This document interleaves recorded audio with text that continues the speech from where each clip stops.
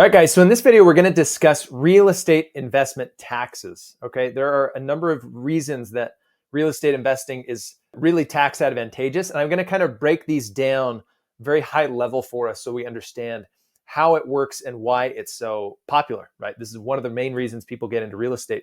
There are a lot of tax benefits. Now, as with anything, legislation that determines tax policy, it is designed very intentionally to incentivize certain behaviors and disincentivize other behaviors. So if there's something in the tax law, they're trying to incentivize action. They want to make it worth it. Just like we talked about long-term capital gains and short-term capital gains, by taxing short-term capital gains at a much higher rate, they are incentivizing investors to hold investments longer.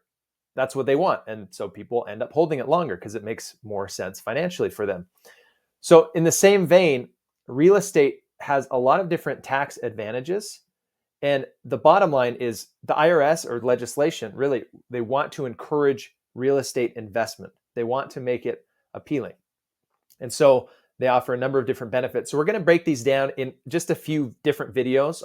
I'll break it up so it's not too long of a runtime, but we're just going to start out by talking through this really quick. Now, caveat again, right? Flipping homes is kind of a different thing.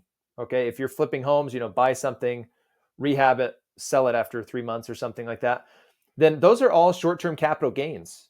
And it's just taxed as regular income. So for all intents and purposes, they don't really get the same tax advantages as having real estate investments, right? Rental properties. So that's different. You basically, the money in, money out, you take the difference and you're taxed as regular income on that. So we're not talking about flipping homes or anything like that. This is for rental properties, right? That you're going to own and hold on to for a while. Now, there are a number of different ways to make for a rental property to qualify as an investment property. But one of the main ones is that you cannot use the property personally for more than 2 weeks per year.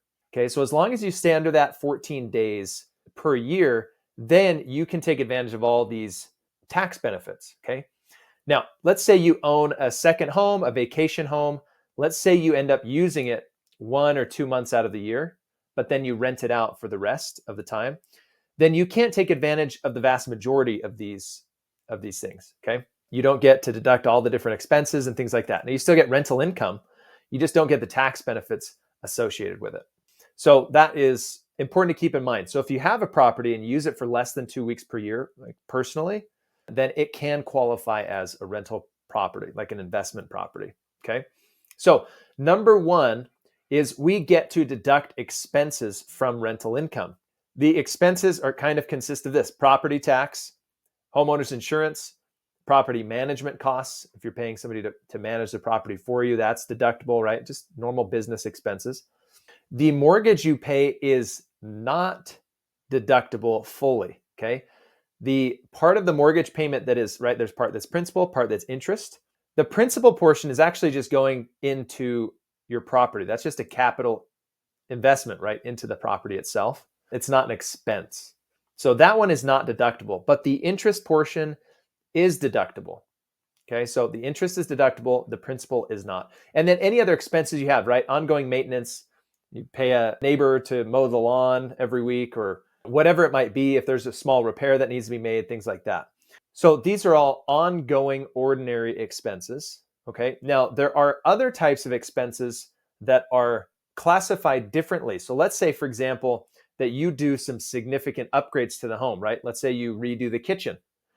You can't take all of those expenses and it's not just a deduction, because you're actually adding value to the structure, the property itself. And so that is actually, it's not just like a one-time or an ongoing expense. It's actually like a capital investment into the property. And so you actually can deduct it, but it's different. Okay, so it's not just a deduction of expenses. It's actually through depreciation that you claim that. So income received minus the expenses gets your net taxable income for whatever property you own. Okay, be it single family home or duplex, fourplex, larger commercial property, whatever it is. So that's the basic formula right there, main expenses that you can deduct straight off the top of that income. All right. So in the next video, we're going to talk about depreciation and what that is all about. All right. See you guys in the next video. Real estate is built for patient investors.